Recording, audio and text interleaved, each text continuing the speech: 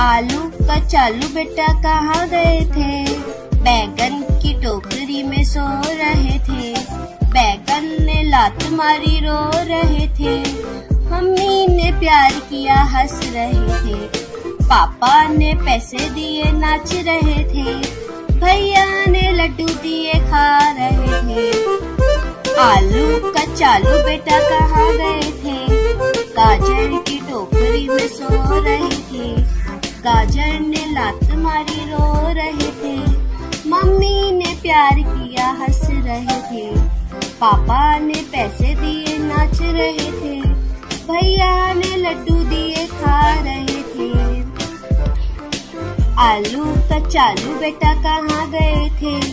प्याज के टोकरे में सो रहे थे। प्याज ने लात मारी रो रहे थे।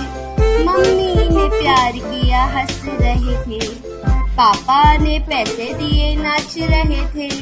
भैया ने लड्डू दिए खा रहे थे। आलू कचालू बेटा कहाँ गए थे? भिंडी के टोकरी में सो रहे थे। भिंडी ने लात मारी रो रहे थे। मम्मी ने प्यार किया हंस